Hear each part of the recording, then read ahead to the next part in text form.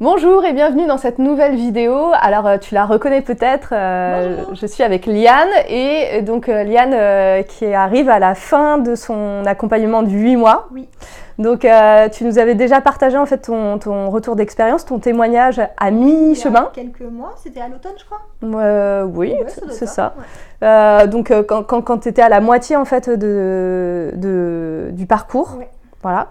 Donc là on est à la fin. Oui. Et donc, tu vas pas répéter tout ce que tu as dit, mais ça peut être intéressant en fait de voir ce qui a continué à évoluer. Et juste avant, est-ce que tu peux, en quelques mots, rappeler qui tu es et ce que tu fais? Quelle est ton activité?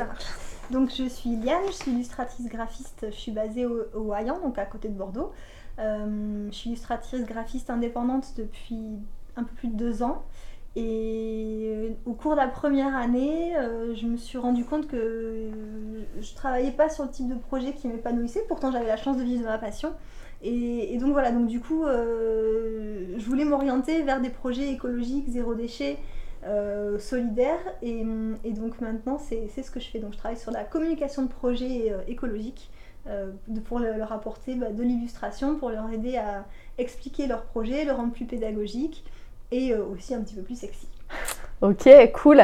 Et est-ce que tu te rappelles dans quel état tu étais au tout début, en fait, avant même qu'on travaille ensemble? Alors en fait, au tout début, j'avais un peu une sensation de décalage.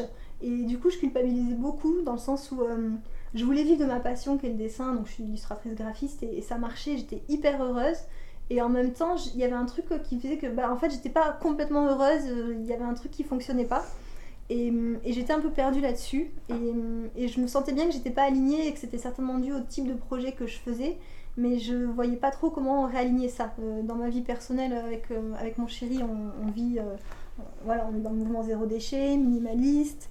Je mange plus de viande depuis presque 2 ans et clairement faire un logo pour une boucherie ça me faisait mal. C'était pas facile mais je savais pas trop comment faire pour réaligner tout ça, comment réorienter, vers qui m'adresser. J'étais un peu perdue et aussi je me sentais du coup vraiment un peu coupable. Il y avait ce double sentiment du fait que j'aurais dû ne pas me plaindre, je vivais de ma passion et c'était top. De quoi je me plaignais quoi en gros. Ouais. Voilà, c'était un peu ça l'idée. D'accord, ouais, ok. Et donc, au début, quand on a commencé à travailler ensemble, c'était quoi tes attentes en fait? Donc, mes attentes, c'était de trouver comment rediriger mon activité, aussi bien sur le fond que sur la forme. C'est-à-dire, j'avais à la fois pas vraiment conscience de psychologiquement ou en tout cas dans la typologie de clients qui je pouvais aller voir pour que ça fonctionne et que je fasse plus que des logos pour des boucheries. Je faisais pas que ça, mais c'est un exemple. Voilà, donc ça, et à la fois sur la forme, j'avais pas les outils pour pouvoir concrètement mettre des choses en place, etc. J'étais vraiment dans le mode je suis une indépendante mais freelance, c'est-à-dire que je me positionnais encore aussi dans ma tête comme dans une posture de salarié, entre guillemets, de salarié très précaire, parce que freelance, ça dure pas longtemps les projets.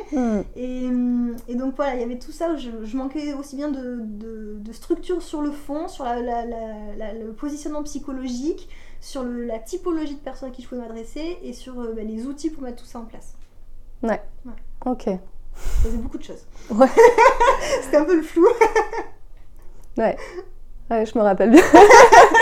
Ok. Et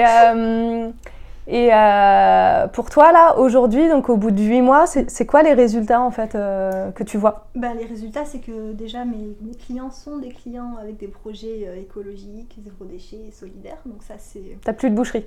J'ai plus de boucherie. Ou si on me demandait, je refuserais, parce que maintenant aussi, je suis suffisamment forte psychologiquement et suffisamment sûre de mon activité et de mon positionnement face à mes clients pour pouvoir dire non, ce qui n'était pas le cas avant. Avant, je prenais tout ce qui venait et j'étais trop contente qu'il y ait des choses qui viennent en fait. T'avais peur en fait de ne pas avoir assez d'argent. Voilà. Je vivotais tout juste de l'activité. Bon, en même temps, elle avait qu'1 an, donc c'était encore récent. Mais bon, c'était... Et maintenant, si ça se produisait, je pense que vu la communication globale que je mets, une boucherie ne viendra pas me voir, à part peut-être une boucherie hyper locale, hyper machin. Mais maintenant, je saurais dire non. ça c'est bien. Ok.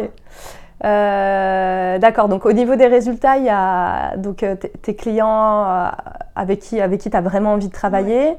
Du coup, tu parlais aussi de ton état d'esprit, du fait que maintenant tu sais en fait, tu sais vers où tu vas. C'est plus clair.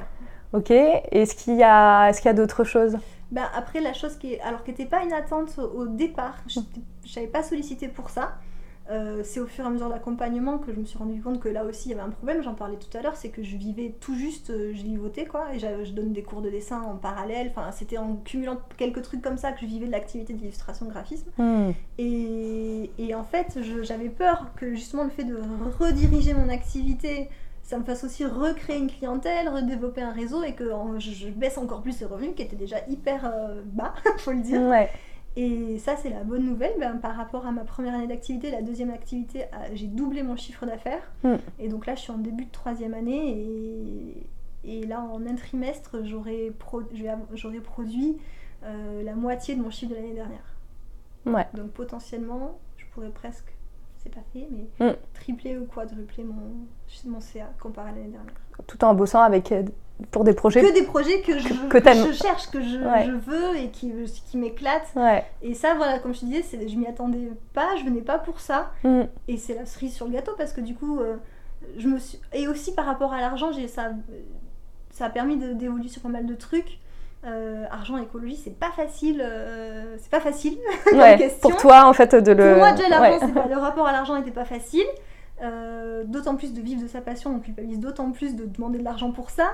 En plus, en allant vers l'écologie, c'est compliqué. Et en même temps, tu en avais besoin de cet argent. En même temps, il faut bien. Et surtout maintenant, j'arrive à considérer que l'argent, c'est au-delà du fait que je mange mieux, etc. Même si en ce moment, tu manges pas parce que tu jeûnes. C'est très marrant. Mais effectivement... j'ai conscience que maintenant l'argent c'est pas que pour du superflu ou des choses vaines ou parfois sales, c'est au contraire parce que ça me permet de développer l'activité et du coup d'avoir plus d'impact et c'est ce que je veux à la base, c'est pour ça que j'ai redirigé l'activité, c'est avoir plus d'impact au global et l'argent ça sert aussi à ça et ça c'est cool. Ouais, donc ça c'est la conséquence en fait de ce réalignement parce qu'en fait on a abordé un peu les questions d'argent mais ça n'a pas du tout été le cœur de l'accompagnement, donc c'est ça qui est intéressant en fait, c'est de voir les effets collatéraux quoi. C'est ça.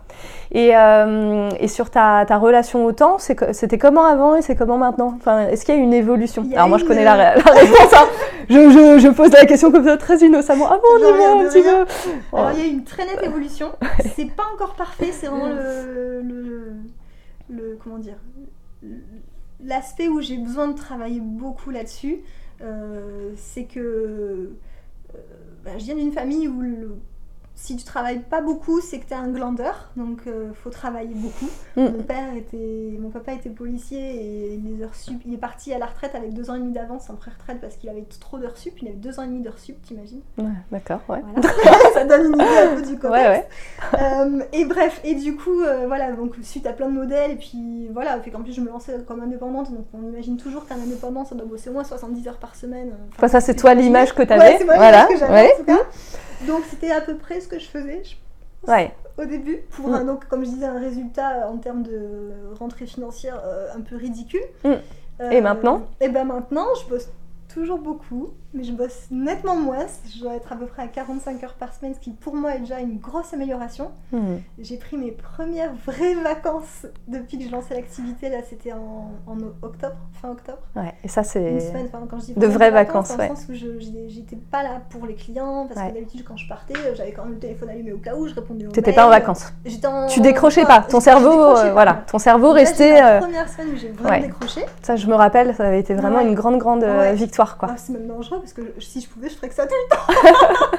Mais non, c'est super. Et voilà, donc je travaille quand même nettement moins chaque semaine. Et surtout, comment dire, mon temps, il est aussi, au-delà du fait que je me repose mieux, etc., mon temps aussi, il est beaucoup mieux agencé. Et je laisse plus de place aux choses importantes qu'avant. Avant, j'étais à fond dans les projets clients, je faisais que ça, donc j'avais le temps de rien développer au niveau de l'activité, que ce soit ma com, les travails de fond, l'organisation, l'administratif, enfin, c'était à l'arma, c'était vraiment des heures sup, tout ça, alors que c'est quand même la base. Oui, tu prenais en fait sur ton temps, le temps que normalement tu réservais à votre couple ou pour toi, juste pour toi, et donc du coup, tu n'avais pas forcément identifié que c'était du temps de travail en fait, c'était du plus. C'était du plus, ouais.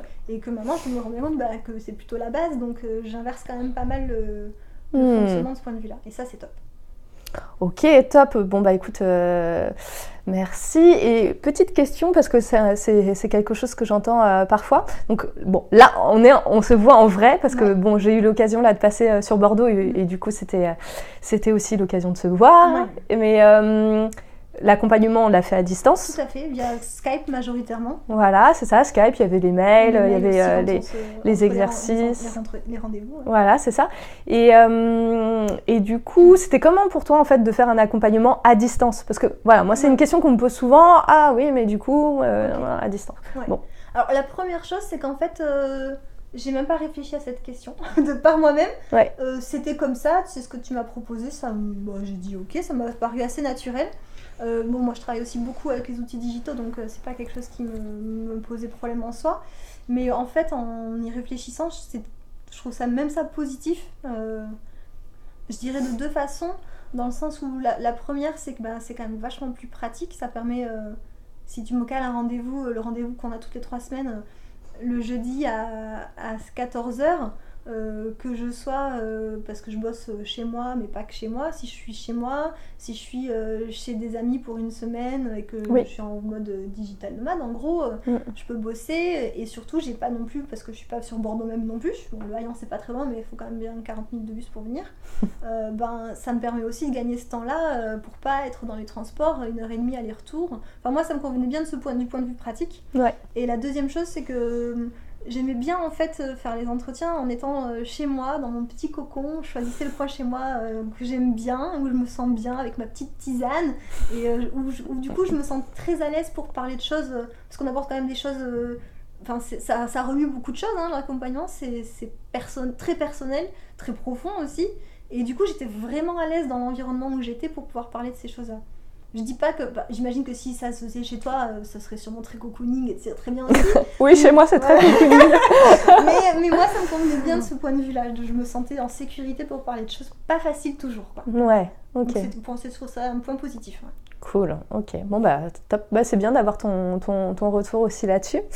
Ok, super. Est-ce que tu aurais, je sais pas, une dernière chose à dire? Ou pas? Non, là, l'accompagnement, on a eu le dernier rendez-vous la semaine dernière.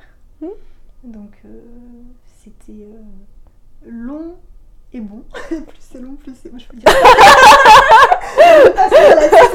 Mais qu'est-ce que ça veut dire là? Attends, mais là les gens vont se dire mais vraiment, j'ai mais c'est quoi comme accompagnement? Je le dis souvent quand j'en parle aux gens autour, parce que j'en parle beaucoup autour de moi. Oui, d'ailleurs je reçois des personnes, beaucoup, du coup. Voilà, pas qu'à des gens qui potentiellement pourraient avoir besoin de Lydie, mais même dans mon entourage et tout, parce que ça, elle fait partie de ma vie pendant 8 mois et t'as impacté beaucoup de choses.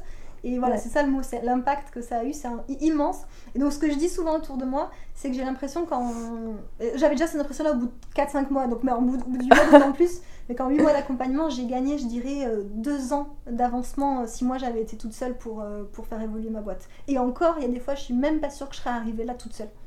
Et donc en termes aussi bien de gain de temps que de soutien, c'est énorme. C'est énorme. Merci. Bon, merci. Ça fait du bien aussi d'entendre ça parce que c'est important, quoi.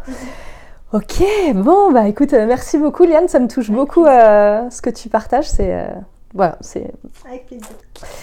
Ok, et à nous de toute façon, on continue à se suivre. Tout à fait. Et puis, écoute, j'espère que cette vidéo t'aura intéressé, qu'elle répond peut-être à certaines de tes questions.